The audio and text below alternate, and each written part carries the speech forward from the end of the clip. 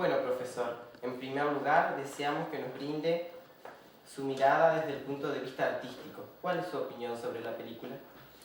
Bueno, la película es una película muy linda porque nos permite interpretar y reflexionar acerca de otro tiempo. Cuando nosotros pensamos otro tiempo, no podemos más que vincular con este nuestro tiempo. Y el conflicto de la película, me parece a mí, es la relación que existe entre el poder y la vida. Y justamente una de las cosas que más nos sugiere hoy pensar el vínculo de esta película con nuestra realidad es cuáles son esos poderes que deciden sobre nuestras vidas, sin que nosotros muchas veces podamos reconocerlos, podamos ser conscientes. Y desde lo que hemos visto en la clase de literatura, leyendo distintos textos literarios como El Matadero, La Mala Sangre, La Fiesta del Monstruo, hemos llegado a la conclusión que se refleja con mucha dureza el gobierno de Rosas, en el caso de los primeros dos, y el de Perón en el caso de La Fiesta del Monstruo. ¿Cree usted que Camila es una exageración o una viva representación del racismo? Cuando nosotros reconocemos algún relato o cuando la historia se nos acerca desde distintos relatos, podemos encontrar que esos relatos tienen que ver con algunos géneros. Entonces, justamente historiadores, periodistas o escritores nos van a acercar su interpretación de ese relato. Es muy interesante saber cómo, por ejemplo, Lucía Gálvez, que es historiadora, nos permite hacer un análisis exquisito desde la interpretación de ese acontecimiento histórico de Camila. Y cómo Federico Andajasi, en su Argentina con pecado concebida, que es una historia sexual de los argentinos, hace un relato de lo que los escritores se van a permitir hacer. Una de las cosas que los escritores hacen es poner énfasis no en la interpretación y no como los periodistas en los datos, sino en aquella pregunta que la historia nos hace. La pregunta que tiene que ver con ¿qué hubiera sido si? ¿Qué hubiera pasado si? Entonces, cuando nosotros pensamos en esta historia de Camila y en el gobierno de Rosas, vemos un gobierno tremendamente autoritario, muy concentrado, pero a la vez sabemos que esos gobiernos concentrados y autoritarios necesitan una red que los sostenga, sus cómplices. Por eso no es una exageración lo que acontece con Camila, es nada más que la muestra de un poder tan concentrado y tan autoritario, y sus cómplices. En este caso, Monseñor, el cura que los descubre y los condena. Y teniendo en cuenta que Camila es una obra de ficción basada en acontecimientos reales, nos gustaría que nos brinde su opinión sobre el rigor histórico de la película. ¿Por qué cree que es el asesinato del opositor del pueblo? Es muy interesante la pregunta que vos decís, y es muy interesante también saber cuál es la investigación histórica que acompaña la decisión también política que hace que María Luisa Bember pueda filmar esta película. En el film hay una historia, esa historia es una historia de amor, pero esa historia de amor está en su contexto político e histórico atravesada por ese poder concentrado que decíamos de Rosa, pero por su aliada, la institución Iglesia. Entonces es muy interesante poder ver que María Luisa Bember en 1984 filma esta película porque la institución Iglesia venía asociada a lo que significó la última dictadura en nuestro país. Muchos, como María Luisa Bember, quisieron filmar esta película alguna vez, esta historia de amor llevada al cine. No pudieron porque la Iglesia se opuso, pero como tenía poco poder la Iglesia hacia 1984 en las decisiones tomadas por la alianza que hay entre la Iglesia y la dictadura, María Luisa Bember se lo permite hacer. Y hay ahí un gran reconocimiento de María Luisa Bember, que es el de las fuentes históricas. los periódicos, Valentín Alsina desde Montevideo, Sarmiento desde Chile, las cartas y las actas que hacen que nosotros podamos reconocer esa mano poderosa de Rosas llegando a todo el pueblo desde el lugar desde donde dicen sus sermones los sacerdotes, leyendo y el dictamen de lo que acontece.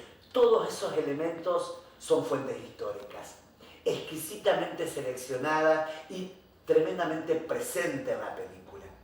Sí. ¿Y ese asesinato, usted cree que es una forma de intimidación, de provocar miedo sobre la sociedad de aquel entonces? Sí, yo creo que una de las cosas que el poder tan concentrado y tan necesitado de complicidad posee, es su manera mágica y misteriosa de generar el miedo. Pero por otro lado, no se olviden ustedes que en la película está muy presente esa discusión, cuando le piden a Vélez Sarsfield ese sentido de hurguetear sobre las leyes, si había leyes que contemplaban el caso. Justamente ahí se pone en discusión que los opositores no quieren juicio, quieren castigo. Entonces Valentín Alsina, Esteban Echeverría, Sarmiento, personajes tan fuertes de nuestra historia del siglo XIX, no piden ni justicia ni condenan, piden castigo. Y Rosas, desde esa necesidad de poder mostrar su omnipotencia en el poder, lo que hace es condenar a muerte. Decide desde el poder que tiene sobre la vida de estos dos enamorados. Sí. ¿Y usted cree que es necesaria la fuga de Camila con el sacerdote? ¿No había otro método por manos de la justicia? Seguramente debe haber habido muchos métodos. Seguramente debe haber habido muchas posibilidades, pero una de las cosas que es muy interesante pensar desde la literatura y también desde nuestra propia experiencia de vida es quién puede ser racional cuando está preso en las redes del amor. ¿Podemos?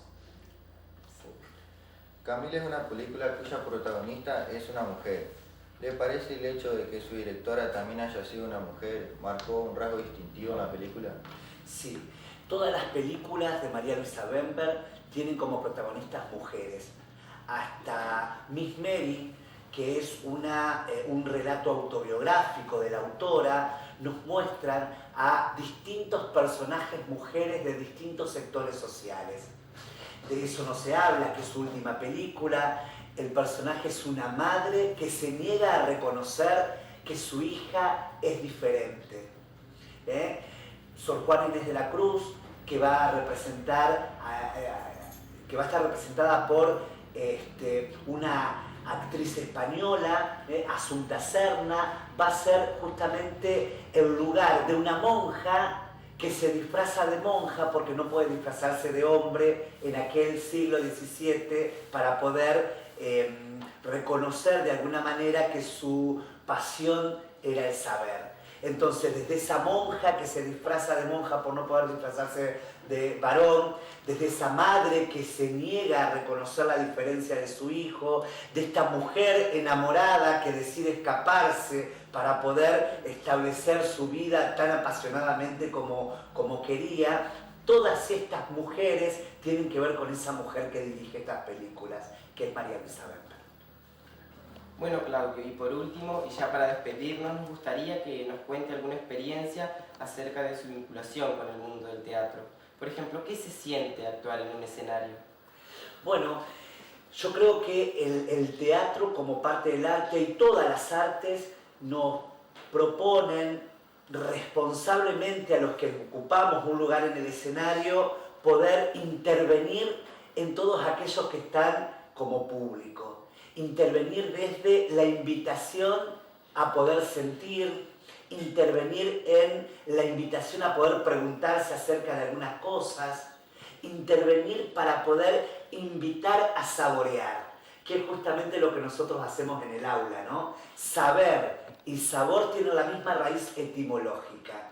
Es por eso que los maestros, cuando estamos en el aula, invitamos a saborear nuestro saber. Y justamente desde el escenario, desde el teatro, estamos invitando a que saboreen con nosotros un modo de hacer que somos otra cosa que no somos. Claro, así que usted lo relaciona de este modo, de estar frente a una clase es como estar en un escenario. Sí, la clase es el escenario que los maestros construimos, invitando con el gesto, con la palabra, con esta pasión que nos atraviesa nuestro cuerpo mismo y hacer que el otro que esté con nosotros pueda sentirse con ganas de saborear ese saber que venimos a distribuir.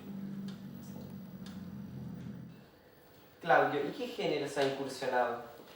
Bueno, algunos dicen que puedo escribir, así que he escrito algunas cosas que han sido reconocidas y puedo decir que algo de escritor tengo. Estoy en una murga. La murga Los Rumbruneros de la Orilla es un género, la murga que mezcla el teatro, mezcla la palabra, mezcla la música y mezcla el canto. Podemos decir que deambulamos por ese género tan complejo y tan extraordinario que es el de la murga. Y también he interpretado en teatro a Fontana Rosa en su mágico creación mágica que es el Inodoro Pereira, a José Saramago. He interpretado a una de sus novelas, a Jesucristo, en un diálogo con el diablo y con Dios, donde Saramago en el Evangelio según Jesucristo hace esa discusión extraordinaria. Y bueno, también creo que una de las formas de poder llevar el género, los géneros que he incursionado es la escuela, ¿no? Claro, yo creo que educar es un arte. ¿Y qué importancia le otorga al arte en su vida y en su carrera? Bueno, una importancia muy grande, ¿no? Yo acabo de decirles que para mí educar es un arte.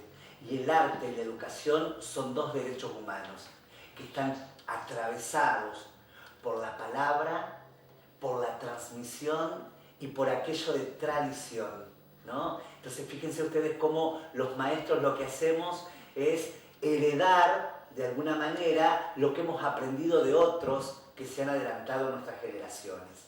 En esa transmisión y en esa tradición de poder distribuir saber, invitarlos a los que están con nosotros en el aula a saborear, es que tenemos en cuenta la palabra y la sensibilidad. Y creo que el arte es sensibilidad y es cuerpo. Y la palabra tiene que ver con nuestro cuerpo porque la historia nuestra se materializa en nuestro cuerpo. Fíjense que cuando nosotros decimos en la escuela nos podemos reír de la historia del otro porque el otro ha perdido a alguien que quería mucho, no tiene tanto sentido como decir nos reímos del cuerpo del otro. Cómo reírse del otro, del cuerpo y de su historia se ponen en conjunto y eso hace que nosotros pensemos de otro modo, la historia, el cuerpo y la vida. Esa es la importancia que le doy al arte en mi vida. Muchas gracias por su participación. Muchas gracias a ustedes. Bueno, Claudio, en nombre de toda la clase y de todas las personas que han hecho posible este programa, le queremos dar este humilde obsequio. Muchas gracias, me emociona este acto. Bueno, querido público, esto ha sido todo por hoy. Es nuestro deseo que les haya gustado nuestro humilde programa y les recordamos nuestra página de Facebook, Cinema Argentino. Nos despedimos hasta el próximo programa y recuerden, Cinema Argentino es un programa creado por jóvenes dirigido hacia toda la generación.